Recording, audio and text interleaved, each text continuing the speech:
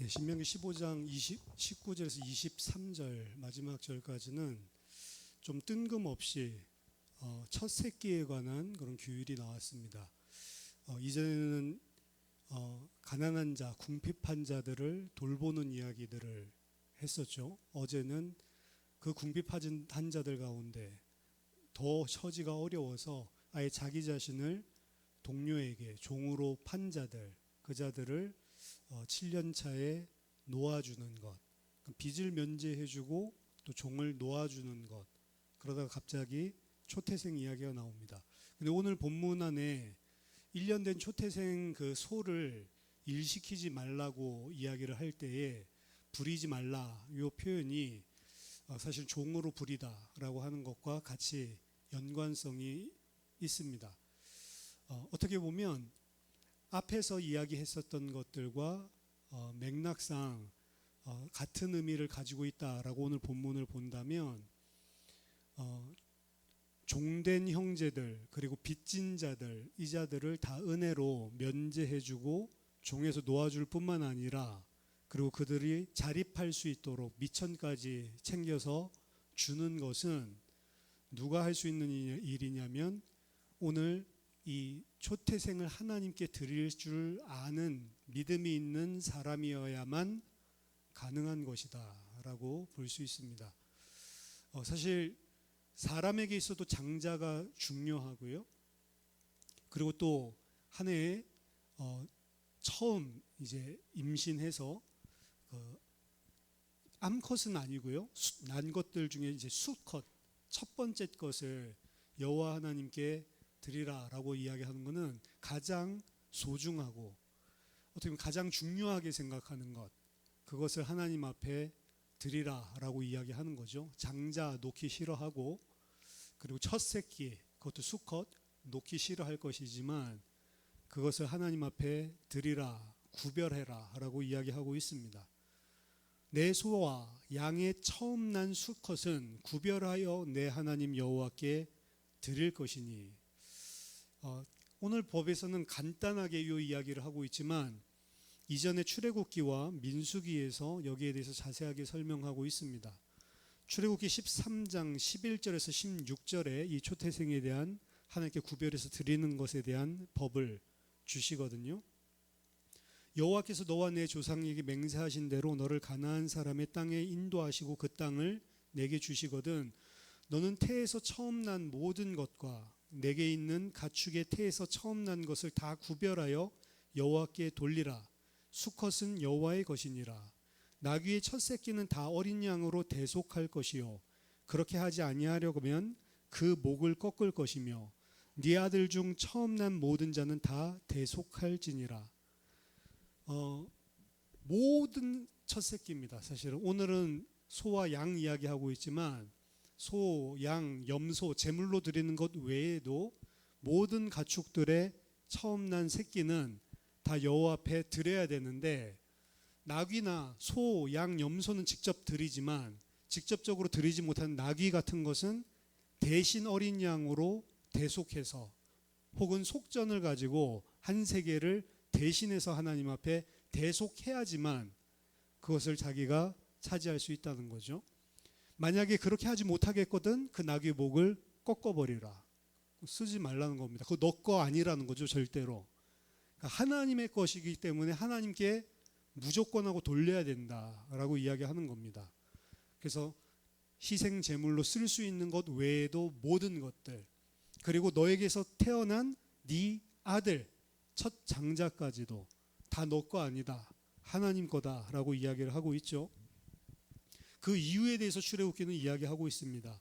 후일에 내 아들이 내게 묻기를 이것이 어찌 됨이냐 왜 이렇게 합니까? 묻거든 너는 그에게 이르기를 여호와께서 그 손의 권능으로 우리를 애굽에서 곧 종이 되었던 집에서 인도하여 내실세 그때 바로가 완악하여 우리를 보내지 아니하매 여호와께서 애굽 나라 가운데 처음 난 모든 것은 사람의 장자로부터 가축의 처음 난 것까지 다 죽이셨으므로 태에서 처음 난 모든 수컷들은 내가 여호와께 제사를 드려서 내 아들 중에 모든 처음 난 자를 다 대속하리니 이것이 내 손의 기호와 내 미간의 표가 되리라. 보세요. 이 하나님 앞에 초태생을 다 드린 이유는 출애굽 사건을 이야기하고 있죠. 바로가 완악해서 놔주지 않았을 때 바로의 장자와 그리고 가축의 모든 첫 새끼들, 수컷들을 하나님께서 일거에 다 치셨는데 하나님의 백성만 어린 양의 피를 바르고 사실은 그 재앙을 면하게 됐었죠.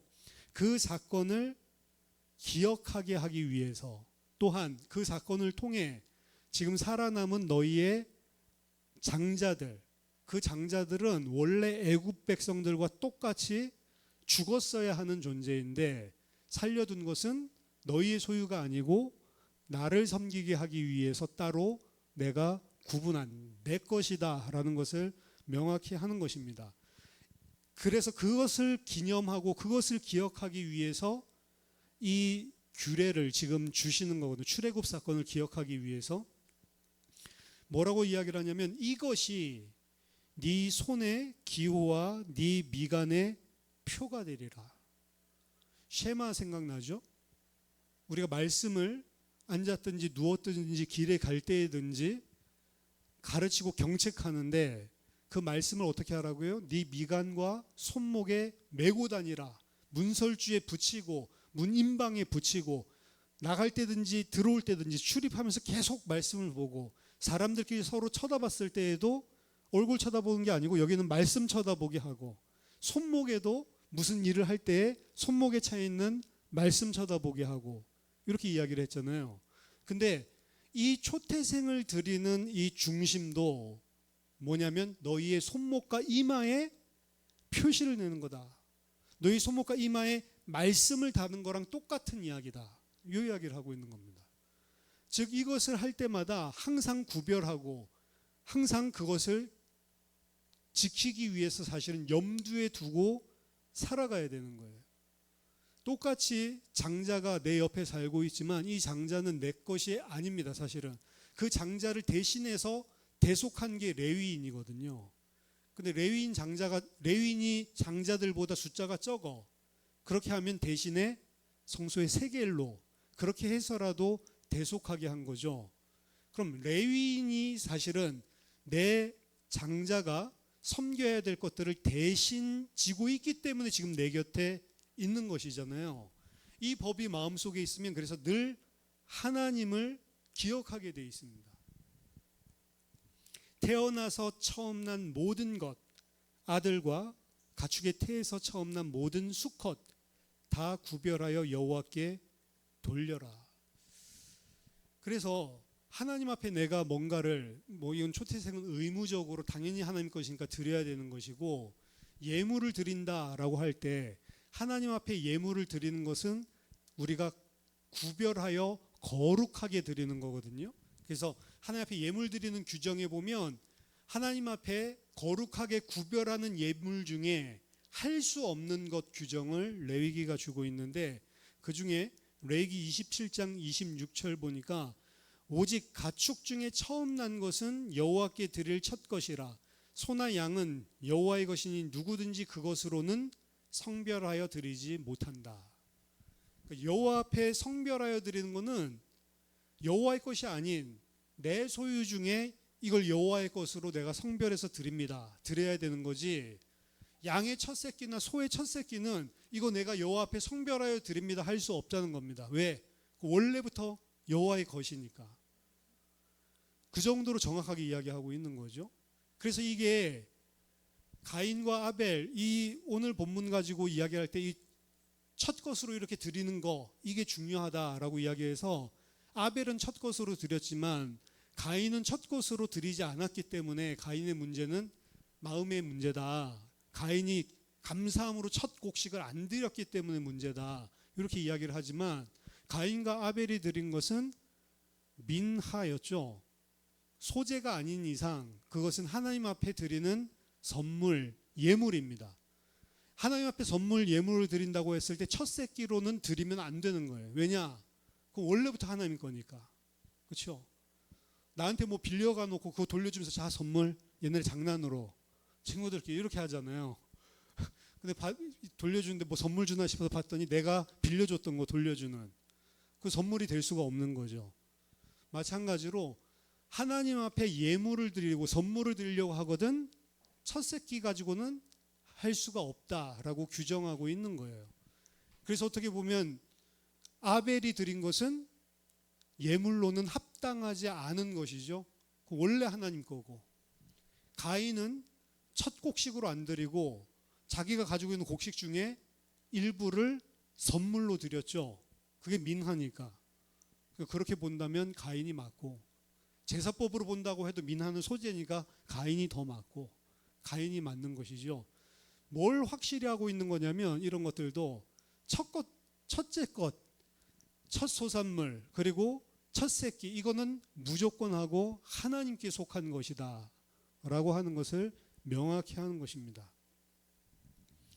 이렇게 하는 것이 네 손의 기호와 네 미간의 표가 될 것이다. 이렇게 행하는 자가. 출애굽기 22장 29절에서 30절에도 이 규정에 대해서 나와 있습니다. 너는 네가 추수한 것과 네가 짜낼 즙을 바치기를 더디하지 말며 네 처음 난 아들들을 내게 줄지며 네 소와 양도 그와 같이 하되 이레 동안 어미와 함께 있게 하다가 8해 만에 내게 줄지니라.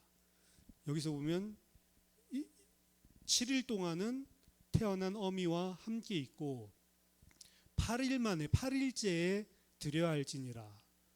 이건 사실은 나중에 보면 오늘 본문에서는 한 해마다 드리라고 이야기하거든요. 그러니까 태어나자마자 8일째에 드리는 게 아니고 오늘 규정은 아마 유월절이랑 같이 맞대어서 하나님 앞에 나아올 때 그때 가지고 올라와야 되는 것처럼 이야기를 하고 있는데 이 출애굽기에서는 조금 다르죠. 7일 동안은 어미와 함께 살게 하다가 8일째에 여호와 앞에 드려야 된다. 이렇게 이야기를 하고 있습니다.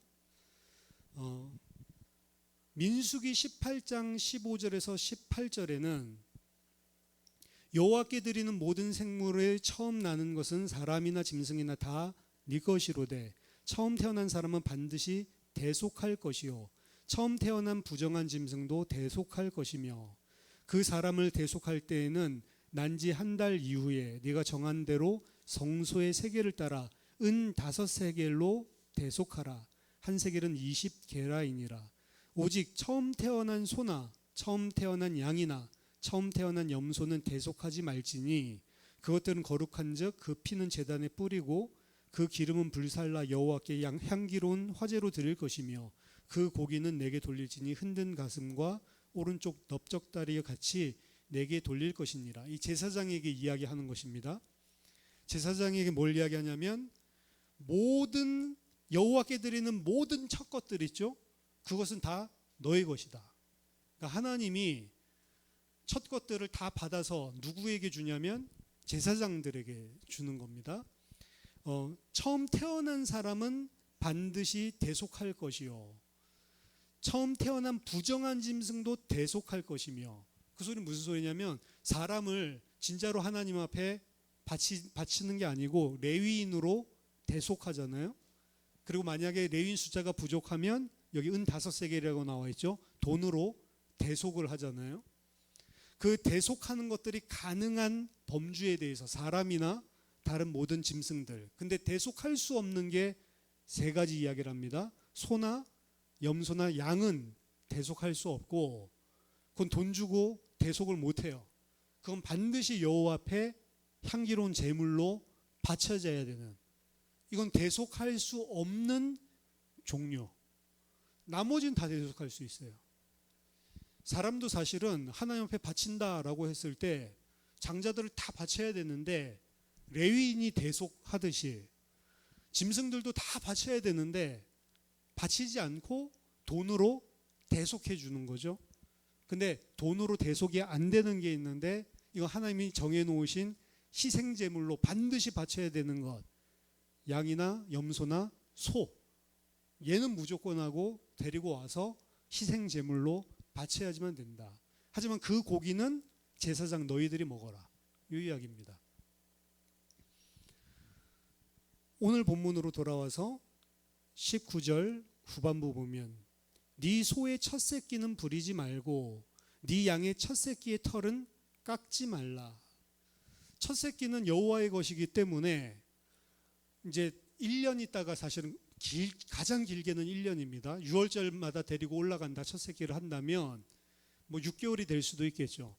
하지만 함께 살고 있는 그 기간 동안에 이 소는 절대로 부리지 말고 일시키지 말고, 그리고 양에게 털이 많이 났다고 해서 그 털 깎지 말라. 이야기는 뭐냐면 소는 원래 농사에 부리고 양은 원래 양털을 깎아서 옷이나 옷감을 만들고 이런 데 사용하고 유용하는 것인데, 여호와의 것이기 때문에 너희 자신의 유익을 위해서 사용해서는 안 된다라고 하는 겁니다. 그래서 1년 동안 킵하고 있을 동안에도 얘네들은 여호와의 것이라는 것을 분명히 하라는 거죠. 그래서 얘는 일 안 해요. 다른 애들은 일을 시킬 수 있어도, 다른 양털은 다 깎아도 얘 양털은 못 깎습니다. 왜? 내게 아니니까. 여호와의 거니까. 여러분한테 뭐 빌려줬는데 그거 내가 다 써버리고 이러면 안 되잖아요. 마찬가지의 개념입니다. 내 개인적인 필요에 유용해서는 안 된다. 자, 그리고 20절, 너와 내 가족은 매년, 여기서 이제 매년이죠. 앞에서는 7일 동안 어미와 같이 있게 했다가 8일째에 드리라 라고 이야기를 했는데, 여기에서는 매년으로 바뀝니다. 이것은 아마도 실제 정복전쟁이 일어나고 나서 하나님이 정해놓으신 성전이 생겼을 때와 성전이 생기지 않았을 때 차이가 아닐까라고 생각을 하는데요. 매년 여호와께서 택하신 곳 내 하나님 여호와 앞에서 먹을지니라. 자, 여기서 또 중요한 변화가 일어납니다. 원래 이 첫 새끼나 이거는 여호와께 구별하여 드렸고 희생제사로 그 기름을 피는 쏟고 그 기름은 다 살라서 향기로운 제물로 하나님 앞에 드리고, 고기는 원래 누구한테 줬죠? 제사장에게 줬죠. 근데 오늘 본문에서는 너와 네 가족이 여호와 앞에 와서 드리고, 그리고 여호와 앞에서 그것을 먹어라. 제사장만 사실은 누리고 있었던 것을 이제는 성전에서는 백성들이 그 고기를 받아서 가족들이 함께 먹게 되는 이런 걸로 변화되어 있죠. 어떻게 보면 제사장만 누릴 수 있었던 특권이 모든 이스라엘 백성들에게 확대되는 그런 명령입니다. 그러니까 보면 오경 안에서도 법이 변화가 계속 일어나요. 그렇죠? 그러니까 이게 그냥 단순하게 하나님의 말씀이니까 이건 틀린 거 아니야 라는 관점보다는 이 법이 어떻게 발전되고 변화되고 있고 그게 전체 구속 역사에서 무엇을 의미할지 이렇게 생각하면서 봐야 되는 책이 오경입니다. 그래서 왜 맞지 않지가 아니고 전체 구속 역사로 생각을 해본다면 무슨 의미가 있지? 이런 식으로 사실은 재해석을 해야 되는 거죠. 21절에서 23절, 그러나 그 짐승이 흠이 있어서 절거나 눈이 멀었거나 무슨 흠이 있으면 내 하나님 여호와께 잡아들이지 못할지니 내 성중에서 먹되 부정한 자나 정한 자가 다 같이 먹기를 노루와 사슴을 먹음같이 할 것이요 오직 피는 먹지 말고 물같이 땅에 쏟을지니라. 중요한 것은 1년 동안 킵하다가 혹은 태어났을 때에 뭐 절거나 흠이 있거나 이런 문제가 또 중간에 발생하거나 할 수 있죠. 그 일이 발생해서 흠이 생기면 그것은 여호와 앞에 드릴 수 없는 제물이다. 이렇게 이야기합니다. 그래서 그건 어떻게 하냐? 그냥 너희가 살고 있는 성중에서 그냥 고기 먹듯이, 일반 고기 먹듯이 도축을 허용했죠. 그 예루살렘까지 가지고 올라오지 말고 너희 있는 곳에서 성중에서 먹는 것을 허용했었죠. 그러니까 그 허용한 일반적인 고기 먹는 대로. 그래서 이거는 제사와 상관이 없기 때문에 정한 자도 먹어도 되고 부정한 자도 먹어도 되고 아무나 다 먹을 수 있는 고기.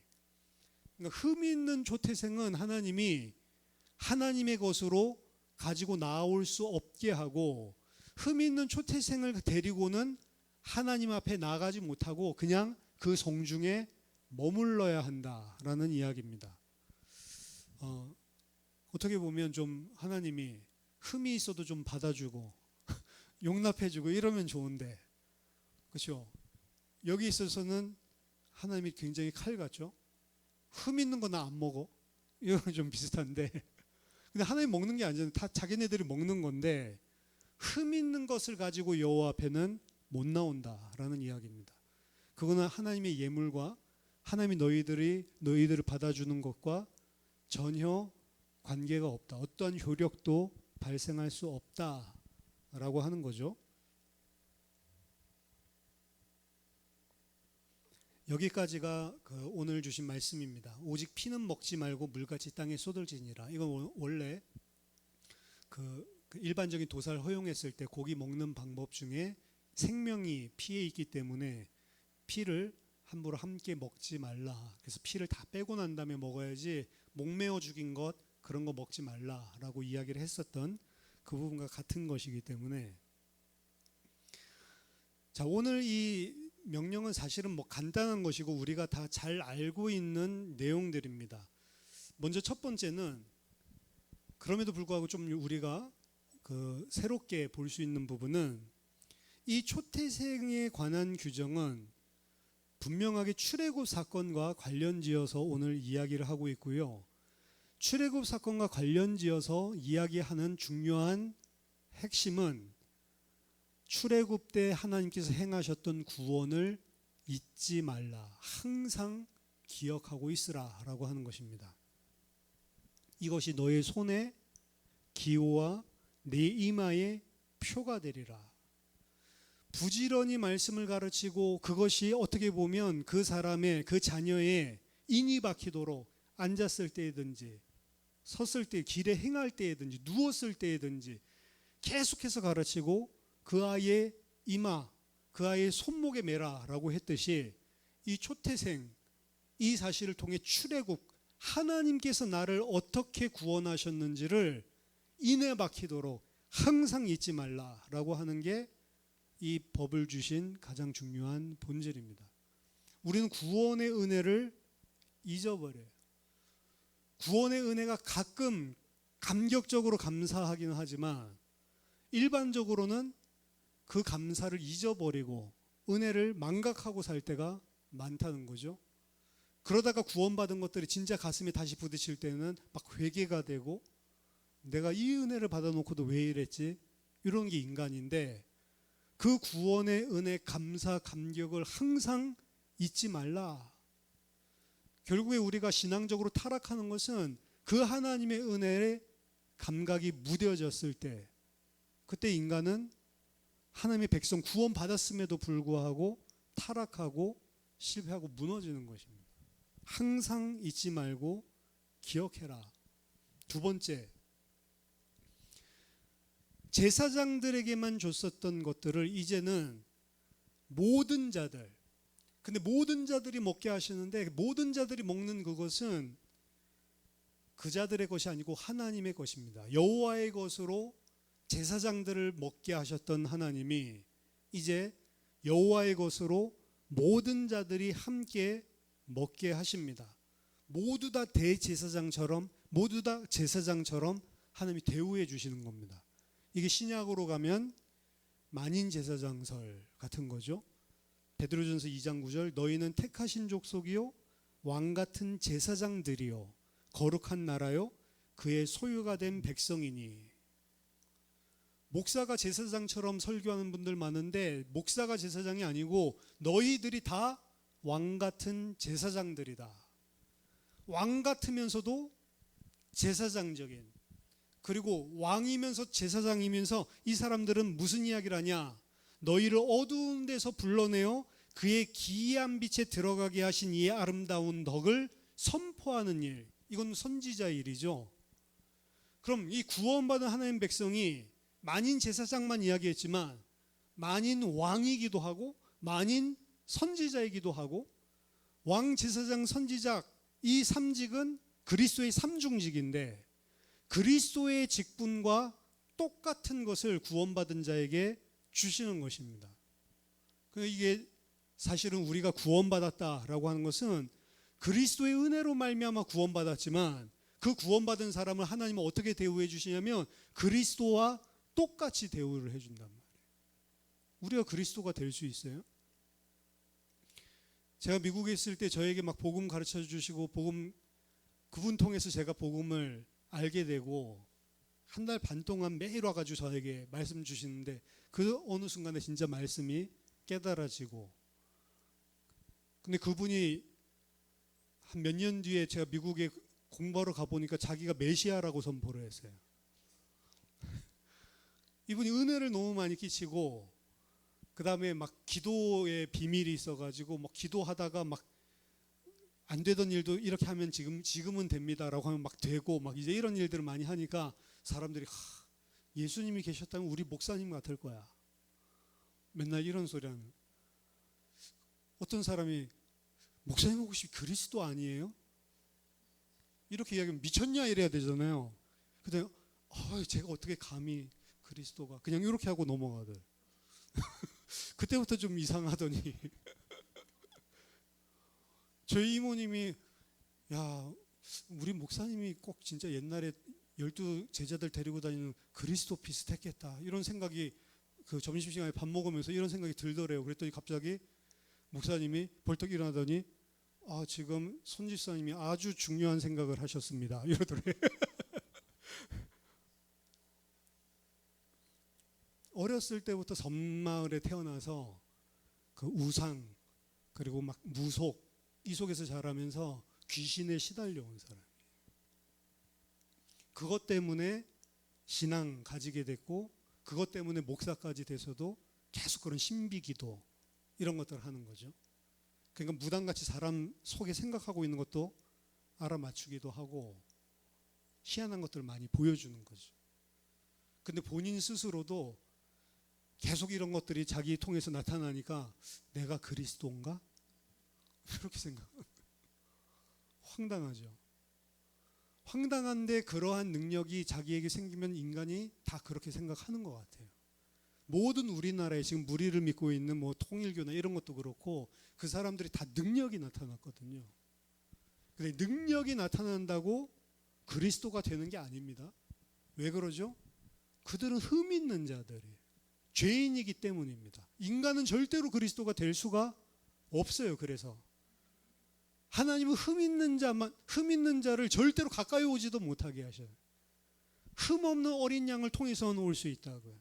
근데 인간은 다 죄인이잖아요. 그렇죠? 절대로 그리스도가 될 수 없습니다. 그런데 절대로 그리스도가 될 수 없는 우리를 구원해 주신 것도 감사한데 구원한 우리를 어떻게 취급해 주면 그리스도 같이 취급을 해 준다고요. 그게 창세기 1장에 아담을 대우해 줬던 하나님의 어떻게 은혜고 사랑이었습니다. 흙이고 먼지고 아무것도 아닌 그 존재를 하나님의 아들처럼 대우를 해줬다고요. 거기서도 왕권을 주고 통치권을 주고 하나님 앞에 자유롭게 나아갈 수 있는 하나님의 아들로 삼아주셨다니까요. 그럼 감사해야 되는데 인간 어떻게 된다고요? 그렇게 되면 지가 그리스도인 줄 알아요. 자기는 어떻게 생각해야 돼요? 하나님이 아무리 아들 취급해주고 해도 이거 은혜 때문에 이런 것이다. 진짜 나는 그럴 가치가 없는데 왜 나한테 이렇게 해주셨을까? 이게 정상적인 사람이고 그렇게 됐을 때는 하나님께 자발적으로 순종하게 돼 있는데 이 생각이 없어지면 사실 하나님께 자발적인 순종이 안 나옵니다. 두 가지입니다. 하나님께서 나에게 이러한 대우를 해주셨구나 라고 하는 걸 몰라도 자발적인 순종이 안 나오고요. 이것은 은혜로 된 것이지 내가 잘나서 된 것이 아니다. 이게 안 나와도 교만으로 가지 자발적인 순종으로 안 나옵니다. 아담의 경우는 이게 교만으로 간 케이스 같고 우리들 같은 경우는 이게 어떤 은혜를 준 건지 잘 몰라가지고 자발적인 순종을 못할 때가 많은 겁니다. 구원의 감사 감격을 잊고 있는 거죠. 하나님께서는 구원받은 우리를 다 대제사장, 제사장처럼 선지자처럼 왕 같은 자기의 아들처럼 대우해 주시고 우리를 하나님의 백성 똑같이 취급해 주신다는 거. 세 번째입니다. 그래서 여호와의 소유된 첫 새끼 모든 자들을 위해 하나님 앞에 나아가는 희생 제물 점도 없고 흠이 없는 근데 이 부분은 무엇으로도 대속할 수가 없는 그래서 반드시 죽어야만 하는 그 첫 새끼는 예수 그리스도를 예표하는 거죠.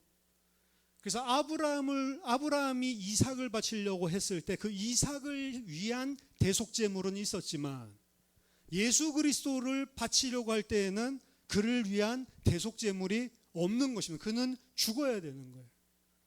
구약의 아버지와 아들 이야기거든요. 그 아들을 죽이려고 하는데 하나님께서 아브라함의 아들 대신 양을 준비하셨지만 자기 아들을 위해서는 그 누구도 대신 준비할 수가 없었던 그런 첫 새끼인 거죠. 그래서 예수 그리스도를 통해 베푸실 구원을 예표하기 때문에 하나님이 좋은 것 바쳐라, 상품 바쳐라. 추석이라서 막 제사 지내는 집들이 엄청나게 전국에 많을 건데 거기 좀 안 좋은 과일 같은 거 드리면 조상이 노한다면서요. 그래서 좋은 거 드려야 된다면서요. 그렇죠? 그러니까 무슨 아버지가 좀 안 좋은 거 형편 안 좋아가지고 안 좋은 거 드렸다고 노해가지고 저주 재앙을 내뿜냐 이렇게 이야기하는데 하나님께서 이야기하는 차원은 그게 아니에요. 좋은 것 안 가져오기 때문에 나는 상품 아니면 안 받아 이 소리가 아니고 예수 그리스도를 예표하고 가르치기 위한 것입니다. 오직 흠이 없고 베드로전서 1장 18절 19절 너희가 알거니와 너희 조상이 물려준 헛된 행실에서 대속함을 받은 것은 은이나 금같이 없어질 것으로 된 것이 아니요 오직 흠 없고 점 없는 어린 양 같은 그리스도의 보배로운 피로 된 것이니라. 이걸 가르쳐 주기 위한 것입니다. 그런데 어떻게 했습니까? 구약에서는 점이 없고 흠이 없는 것 바쳤습니까? 아니죠. 오히려 골라내서 점 없고 흠 있고 눈 멀고 다리 저는 것들 이런 것들만 골라가지고 하나님 앞에 드리죠. 그래서 말라기서 1장 6절에서 10절에 보면 이야기합니다. 그 중에 8절 보면 만군의 여호와가 이르노라 너희가 눈먼 희생제물을 바치는 것이 어찌 악하지 아니하며 저는 것 병든 것을 드리는 것이 어찌 악하지 아니하냐. 이제 그것을 너희 총독에게 드려봐라.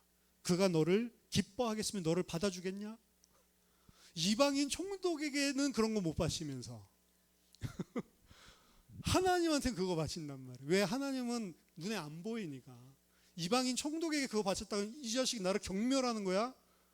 당장 죽임까지도 멸문지하 당할 수 있으니까 사람에게는 그렇게 못하고 하나님은 까짓 거 뭐 눈에도 안 보이는데 뭐 내가 죄 지어도 악한 자들 잘 되고 저렇게 선하게 살아도 뭐 저먹고 흠없는 거 드려도 별로 복도 안 주는 것 같고 이러니까 어떻게 해요? 하나님한테는 막 해도 되는 거죠. 그렇죠?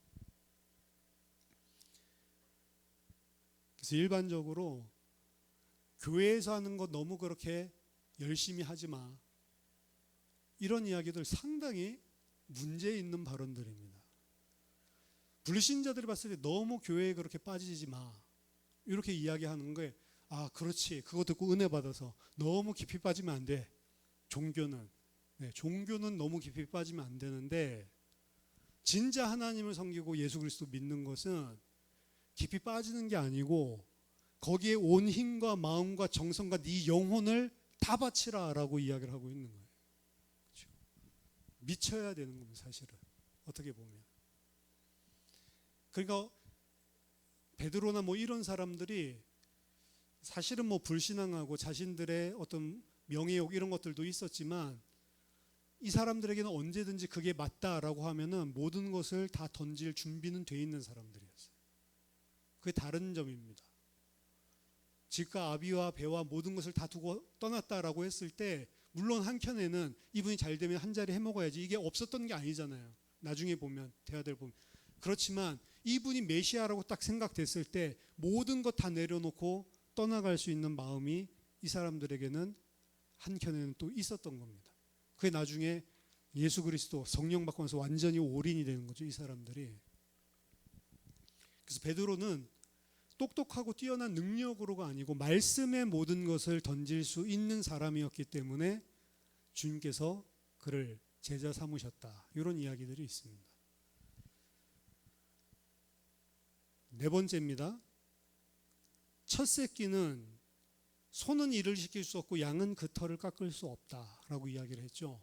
첫 새끼는 예수 그리스도를 예표하는 것이다라고 이야기했는데, 예수 그리스도는 우리의 육신적인 유익을 위해 유용해서는 안 된다라고 하는 것입니다. 어떻게 보면 예수 그리스도 요술램프의 진이처럼 우리가 일반적으로 섬기는 우상처럼 착각할 수가 있는데, 예수 그리스도는 내가 필요한 거 채워주는 분이 아니란 말이에요. 나의 필요를 아시고 채워주시죠. 근데 내가 그렇게 예수 그리스도를 이용해서는 안 된단 말이에요. 하나님께 우리가 힘든 건 그럼 기도할 수 있죠. 근데 그 기도를 통해서 뭔가를 얻어내서 이용하는 수단으로 불신자들이 생각하는 그런 방식으로 생각하면 절대로 안 됩니다. 근데 그런 식으로 많이 기도가 변질되어 있단 말이에요. 그래서 무슨 소원이 있으면 말해봐. 뭐 걸그룹이 소원을 말해봐 그러는데 그게 아니란 말이죠. 너희들 자신을 위해서 활용하지 마라. 1년 동안 있다가 드리면 되잖아요. 그 있을 동안은 좀 털 좀 깎으면 안 돼? 그냥 하지 말라는 거예요. 왜? 이것은 그것 위해서 너희 육신의 욕심을 채우기 위해서 주는 하나님의 선물이 아니다라고 하는 거죠.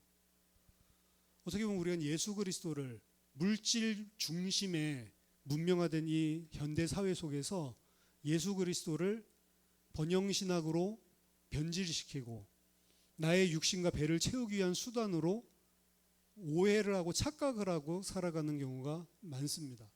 하나님이 처음 믿는 사람들이나 안 믿는 사람들에게 그럼 이런 증거들을 통해서 믿게 할 수 있지 않습니까? 그렇게 믿게 하십니다. 하실 때도 많아요.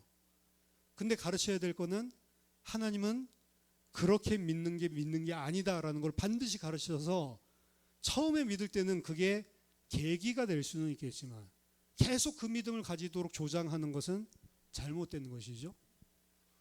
그분은 어떻게 본다면 우리를 위해 자기의 모든 것을 다 주시고 하나님은 그 아들과 함께 우리에게 모든 것을 이미 다 주셨다라고 이야기하는 게 성경입니다. 근데 우리는 받은 게 없어요. 그렇죠? 모든 것 다 주셨다는데 뭐 받은 게 없는데 이렇게 생각된단 말이에요. 그렇죠? 차라리 뭐 빌 게이츠가 나한테 1,000억 정도 주면은 모든 걸 다 줬다 막 감사 감격할 건데 이건 뭐 통장 봐도 그대로고 예수 믿고 나서 들어왔더니 통장이 막 한 1조 정도 들어왔다고 봐요. 그럼 진짜 하나님 대단하구나. 그 실수로 들어온 건 내 걸로 만들 수 있는지 법적으로 몰라도 이렇게 들어온 육신적인 복은 금방 우리들이 감지를 하고 느끼고 그리고 그것 때문에 힘도 나고 이렇게 하는데,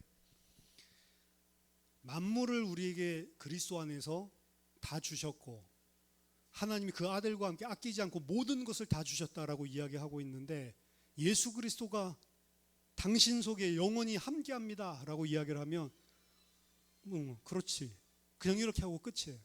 함께하거나 말거나 눈에 보이지도 않고 함께한다고 배가 부른 것도 아니고. 그렇죠? 이게 우리의 육신적인 무감각이죠. 그러니까 예수 그리스도도 어떻게 보면 하나님이 주신 최고의 선물이라고 하는데, 그것보다는 그 예수 그리스도를 이용해서 내가 원하는 육신적인 세상적인 것들을 얻어내는 게 더 크다라고 우리는 생각하면서 사는 거예요. 그게 바로 죄입니다. 그래서 이 땅에 살게 하면서 계속해서 이 출애굽 사건을 기억하고 그리고 양의 첫 새끼들을 어떻게 보면 그거 금방 눈에 안 보이면은 그럴 건데 저 털을 깎아 마라, 아마 이런 유혹도 계속 오고 갔을 것 같은데 미용을 위해서 좀 깎아줘야 되나 이래서 막 깎아서 털은 또 자기가 착복하고 막 이러고 싶을 건데 법을 지키라는 거예요. 그것이 뭐라고요? 항상 너희들 속에 말씀을 기억하게 하는 것이다. 그래서 여러분들이 오늘 말씀 통해서 항상 구원에 대한 감사 감격, 이것이 첫 번째. 두 번째, 하나님께서 나에게 어떠한 대우를 해주셨는지, 왕 같은 제사장으로 예수 그리스도가 똑같이 메시아처럼 나를 대우해 주신다는 거. 이게 사실은 궁극적으로 우리에게 주실 하나님의 새하늘과 새 땅에서의 복이거든요. 그래서 그리스도와 함께 왕노릇하고, 그래서 옛날에 이런 이야기도 있었어요. 예수 그리스도께서 왕노릇하는 것은 이 땅, 지구, 이곳에 살고 있는 인간들을 구원하기 위해서 자기의 모든 것을 다 희생해서 그들을 살려낸 거잖아요. 그럼 은하계에 왜 저렇게 별들이 많을까? 그곳에 우리들을 다 파송해서 그렇게 똑같이 예수 그리스도처럼 나중에 해서 그 사람들 또 살리라고 그런 거 아닐까? 막 이렇게 상상하는 사람도 있었어요. 이건 상상입니다. 성경에서는 그거 이야기하지 않아요. 그냥 구원에 대해서만 이야기하고, 새하늘과 새 땅에서는 우리도 그리스도와 함께 왕노릇하는 똑같은 하나님의 장자로 살게 될 것을. 그래서 우리들이 다 장자예요, 사실은. 세 번째, 흠 없이 점도 없이 드린 예수 그리스도, 이걸 예표하는 거라고 그랬죠. 그래서 더 나아가서 우리도 그리스도와 같이 대우해 주신다고 했잖아요. 그래서 성도에게 기대하는 것은 우리도 흠 없이 점도 없이 하나님 앞에 서기를 기대하십니다. 그래서 베드로후서 3장 14절에서는 이렇게 이야기합니다. 사랑하는 자들아, 너희가 이것을 바라보나니 주 앞에서 점도 없고 흠도 없이 평강 가운데서 나타나기를 힘쓰라. 말세 때에 너희들이 어떻게 살아야 되냐? 우리도 그렇게 대우를 해주시니 그리스도처럼 우리도 점도 없이 흠도 없이 주님 나타나실 때 평강 가운데 나타나실 수 있도록 힘쓰는 자가 되라. 마지막 네 번째, 그 예수 그리스도는 일을 시켜서도 안 되고 털을 깎아서도 안 되고 우리 자신의 육신적인 유익을 위해 유용해서 안 되는 존재다. 이용해 먹는 게 아니고 우리가 그분께 순종하고 그분의 기쁘신 뜻을 따라 행해야 되는 거죠. 이번 그 한 주간 동안 그 연휴 기간인데요. 가족들 많이 모이면 싸움이 많이 난다고. 가족들 많이 모이면 잘난 척하는 인간들도 있고 또 괜히 비꼬아 가지고 가슴 아픈 것들 건드리기도 하고, 그리고 또 가족들 만나서 자기 피라미드 이런 거 하는 사람은 또 사기 쳐먹으려고도 하고, 또 누가 잘했니 못했니, 나는 지금 어제부터 와가지고 음식하고 설거지하고 이러고 있는데 지는 딱 먹을 때 나타나가지고 먹고는 튀고, 그렇죠? 이런 거 많거든요. 우리도 가족 모임 하다 보면 그 전에 일할 때 안 오고 딱 점심 먹을 시간에 와서 먹고 설거지라도 하면 좋은데 딱 밥을 제일 빨리 먹고 과일부터 깎고 있어. 자기 설거지 안 하려고. 그러니까 항상 티가 나는데 본인은 아무도 눈치 못 챘지 이렇게 생각하고, 우리가 보면 밥 먹는 속도가 마지막에 갑자기 빨라지면서 과일을 집는 게 다 보이는데, 그러니까 또 싸움이 나요. 그렇죠? 분란이 나고, 나만 일하냐, 처먹는 놈 처먹고 이러면서 모이면 싸움이 납니다, 사실은. 그래서 옛날에는 제사 드리고 이러다 보니까 귀신들이 많이 모여서 분쟁이 생긴다, 이렇게도 이야기를 했지만, 인간들이 모이면 문제가 터져요. 왜? 자기중심적으로 다들 사고하고 이야기하고 이렇게 하니까. 근데 그런 가운데에서도 여러분들 그리스도인으로 승리하시기 바랍니다. 하나님 믿는 자, 그리스도를 섬기는 자로 그런 자들도 다 살려낼 수 있는 생명의 향기를 흘려내리는 그런 추석 한가위 명절 되기를 예수 그리스도 이름으로 축원합니다. 같이 기도하겠습니다. 고마우신 주님 은혜를 감사드립니다. 점도 없고 흠도 없으신 예수 그리스도를 십자가에 나 대신 대속의 죽음으로 피 흘리게 하시고 죽기까지 또한 그 아버지의 뜻에 순종함으로 나를 왕같은 제사장으로 살려주신 하나님께 감사와 찬양과 영광을 돌려드립니다. 구원받은 이 사실만으로도 감사한데 그리스도와 함께 영원히 왕노릇하는 하나님의 아들로 삼아주심을 감사드립니다. 이 큰 은혜 받아놓고도 늘 망각하고 구원의 감사 감격을 다 잃어버린 것이 저희의 죄임을 고백합니다. 주님, 저희에게 항상 구원의 감사와 감격이 넘쳐나게 하옵시고 우리들의 삶이 예수 그리스도를 유용하는 것이 아니라 그리스도를 사랑하여 그리스도를 섬기고 그리스도의 뜻에 순종하는 제자의 삶을 살게 하여 주시옵소서. 예수 그리스도 이름으로 기도하옵나이다. 아멘.